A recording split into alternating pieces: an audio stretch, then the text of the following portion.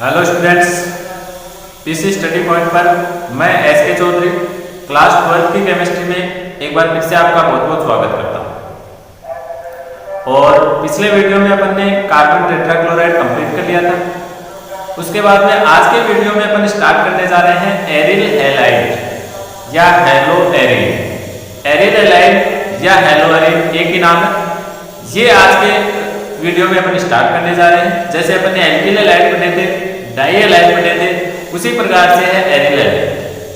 तो चलिए फ्रेंड्स शुरू करते हैं आज का वीडियो। देखिए एरिल हैलाइड क्या होता है। अगर हैलोजन एरोमेटिक हाइड्रोकार्बन यानी बेंजीन वाले से जुड़ा हुआ है, जैसे क्लोरीन डायरेक्ट बेंजीन वाले से जुड़ा हुआ है, तो ये एरिल हैलाइड या हेलो एरीन हो गया। इसको आप हेलो एरीन भी बोल सकते हैं या एरिल हैलाइड भी बोल सकते हैं।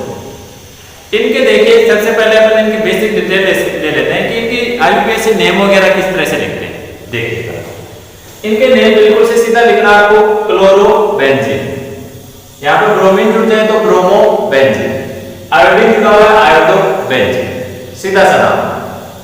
अगर बेंजीन पर मिथाइल ग्रुप जुड़ा हुआ है तो इस यौगिक का एक कॉमन नाम होता है टोलुइन। सामान्य नाम है ध्यान रखना टोलुइन। इस पर मान लीजिए कोई हैलोजन और जोड़ दे पर यहाँ पर नहीं, क्योंकि यहाँ पर जोड़ने से तो एरिल हैलाइड नहीं बनेगा, अपन पहले ही पढ़ चुके हैं।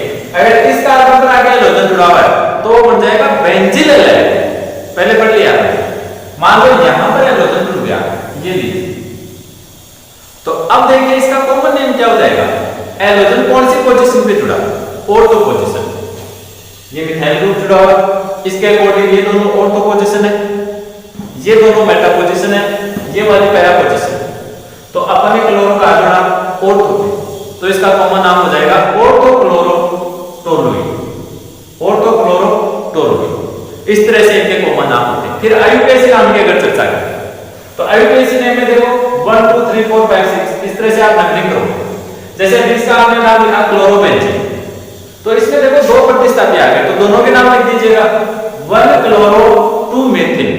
एक नंबर पे आ गया क्लोरो, दो नंबर पे आ गया मेथिल, तो आप लिख देना 1 क्लोरो 2 मेथिल बेंजीन।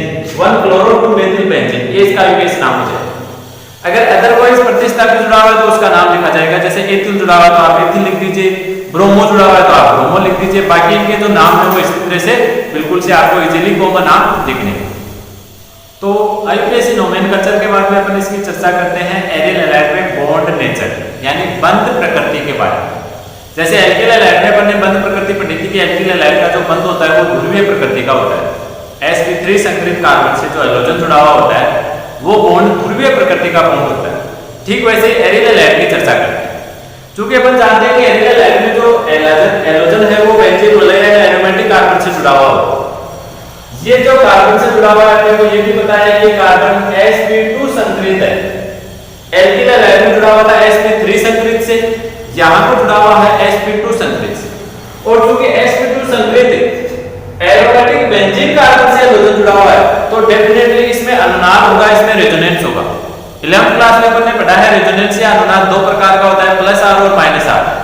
और यहां पर जो अनुनाद होने वाला है वो +r। क्लोरोबेंजीन में +r प्रकार का अनुनाद होता है, क्योंकि क्लोरीन इसके पास में 3 लोन पेयर होते हैं।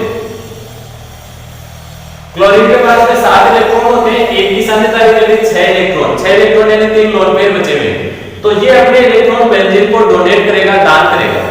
इलेक्ट्रॉन अगर दान करेगा तो किस प्रकार का अनुनाद होता है अपन जानते हैं, +r अनुनाद होता। तो अपन चर्चा कर लेते हैं कि जो क्लोरोबेंजीन या कोई सा भी एरिल हैलाइड है उसमें अनुनाद किस प्रकार से होता है। देखिएगा क्लोरोबेंजीन का जो क्लोरीन है ये क्या करेगा, अपने इलेक्ट्रॉन दान करेगा। इसको किसको, बेंजीन को दान करेगा। मतलब इसने बना लिया यहाँ पर डबल बॉन्ड। ये डबल बॉन्ड बनाने की कार्बन ये सॉरी क्लोरीन पर कैसा चार्ज आ जाएगा, पॉजिटिव, क्योंकि क्लोरीन ने इलेक्ट्रॉन दान कर दिए इसलिए प्लस चार्ज आ गया।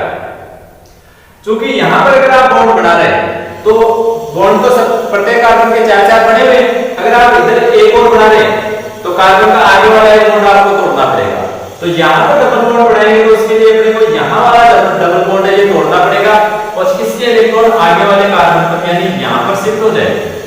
यानी ये डबल बॉन्ड के इलेक्ट्रॉन यहाँ आ गए, ये लीजिए इलेक्ट्रॉन आ गए तो नेगेटिव चार्ज, और ये बाकी के जो दो डबल बॉन्ड हैं ये आपको एज इट इज बनाने हैं ऐसे केस। ये लीजिए ये क्लोरोबेंजीन में अनुनाद प्रारंभ हो चुका है। अब आप इस तरह से आगे की संरचनाएं बना सकते हैं।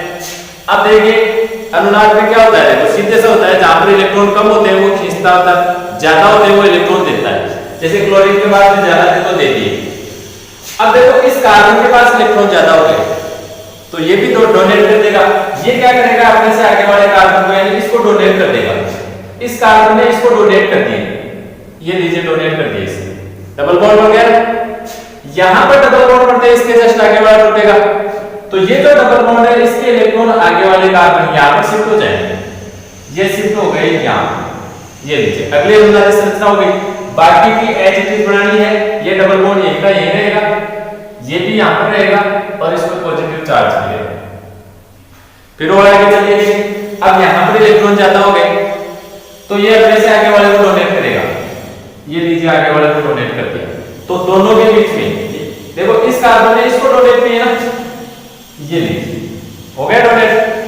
जैसे आप यहां पे बॉन्ड बनाओगे तो आगे वाला बॉन्ड तोड़ना पड़ेगा, यानी ये वाला जो बॉन्ड है इसके इलेक्ट्रॉन आ जाएंगे यहां पर, तो ये इलेक्ट्रॉन आ गए हैं यहां।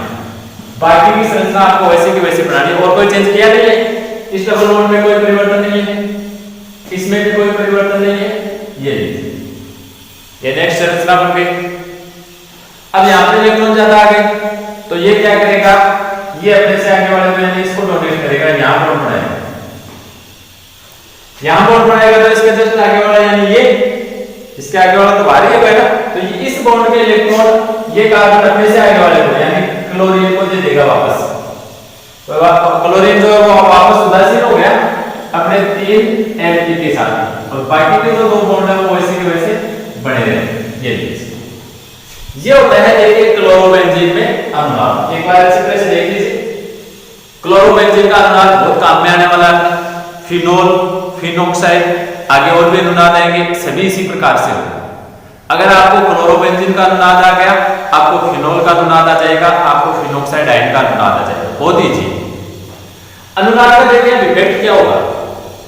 नॉर्मली क्या होता है, जो कार्बन और क्लोरीन होते हैं, ये कार्बन और ये क्लोरीन, कार्बन और क्लोरीन के बीच में जो सिंगल बॉन्ड होता है उसकी लेंथ होती है 1.77 एंगस्ट्रॉम, 1.77 एंगस्ट्रॉम लंबाई होती है कार्बन और क्लोरीन के बीच के सिंगल बॉन्ड। लेकिन यहां पर जो बॉन्ड लेंथ है वो अब चेंज हो जाएगी। ये कार्बन और क्लोरीन के बीच का ये जो बॉन्ड है ना, इसकी लंबाई 1.6 एंगस्ट्रॉम ही रह जाती है, नॉर्मली इतनी होती है, लेकिन इस बॉन्ड की जो लंबाई है 1.6 एंगस्ट्रॉम कम हो गई। कारण ये है कि ये इसमें देखिए डबल बॉन्ड के गुण आ रहे हैं, ये देखो डबल बॉन्ड बन रहा है ना कार्बन और क्लोरीन के बीच में, तो डबल बॉन्ड के गुण आ गए। और अपन जानते हैं कि जो डबल बॉन्ड होता है वो सिंगल बॉन्ड से छोटा होता है, इसलिए इसमें कुछ डबल बॉन्ड के गुण आने के कारण इसकी जो लंबाई है वो 1.77 एंगस्ट्रॉम से कम होकर के कितनी हो चुकी है, 1.6 एंगस्ट्रॉम हो चुकी है, ध्यान रखना है। तो ये तो हो गया देखिए क्लोरोबेंजीन में अनुनाद। उसके बाद में एक जो वाइनिल क्लोराइड होता है उसमें भी अनुनाद होता है, पहले अपन ने पढ़ा था एनिल क्लोराइड, वाइनिल क्लोराइड।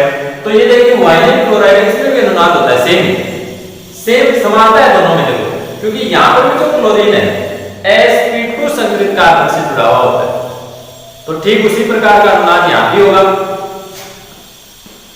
ये कार्बन के पास में 3 लोन पेयर है, एक एल्किल डोनेट करेगा इधर, तो आपके पास में पड़ जाएगा CH डबल बॉन्ड Cl, ये यहां पर डोनेट करते हैं, और इस क्लोरीन पर कैसा चार्ज पॉजिटिव, इधर डोनेट करते हैं, आगे वाला डबल बॉन्ड तोड़ते हैं पर, तो इसके इलेक्ट्रॉन आपने क्या हो गए यहां, यानी ये बन गया सिंगल बॉन्ड CH2-।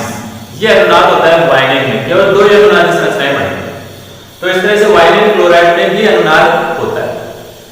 जो वाइनिल क्लोराइड का अनुनाद होता है इसमें भी देखिए कार्बन और क्लोरीन के बीच में चूंकि डबल बॉन्ड आ रहा है, सिंगल बॉन्ड में डबल बॉन्ड के गुण आ रहे हैं, इसलिए ये जो बॉन्ड है इसकी भी लेंथ थोड़ी कम हो जाएगी। नॉर्मली 1.77 होनी चाहिए, ये नॉर्मल सिंगल बॉन्ड की लंबाई है, लेकिन यहां पर भी बंद लंबाई कुछ कम हो जाएगी, और जो बंद लंबाई है ये 1.77 एंगस्ट्रॉम से कम होकर के 1.69 एंगस्ट्रॉम हो जाती है। काफी ज्यादा हो रहा है, इसमें केवल 2 ही अनुनाद संरचनाएं बन रही है, अनुनाद कम हो रहा है, इसलिए बॉन्ड लेंथ में भी कम इफेक्ट होगा और 1.77 से कम होकर के 1.6 हो गया, उसमें हो जाता है 1.6। इस तरह से जहां जहां पर अनुनाद होगा डबल बॉन्ड के गुण आएंगे, वहां पर जो बंध लंबाई है उसमें भी प्रभाव पड़ेगा, वो भी क्या हो जाएगी, कम हो जाएगी। तो ये था अपना आज का वीडियो जिसमें अपन ने एरियल हैलाइड का नामकरण, बहुत ही सीधा सा तरीका है, और एरियल हैलाइड की बंध प्रकृति कि किस प्रकार की होती है। ये जो बॉन्ड नेचर है आगे अपने बहुत काम में आने वाली है। अनुनाद एरियल हैलाइड की 2 महत्वपूर्ण विक्रियाएं होंगी, दोनों में ये अनुनाद अपने बहुत काम में आने वाला है। नाभिक स्नेह प्रतिस्थापन और इलेक्ट्रॉन स्नेह प्रतिस्थापन, दोनों रिएक्शन में ये सारी चीजें काम में आने वाली है। तो इसको आप बहुत ही अच्छी तरह से समझ लीजिए। तो फ्रेंड्स आज के वीडियो में बस इतना ही। नेक्स्ट वीडियो में अपन स्टार्ट करेंगे इनको जो रासायनिक अभिक्रियाएं होती हैं उनके बारे में अपन पढ़ेंगे।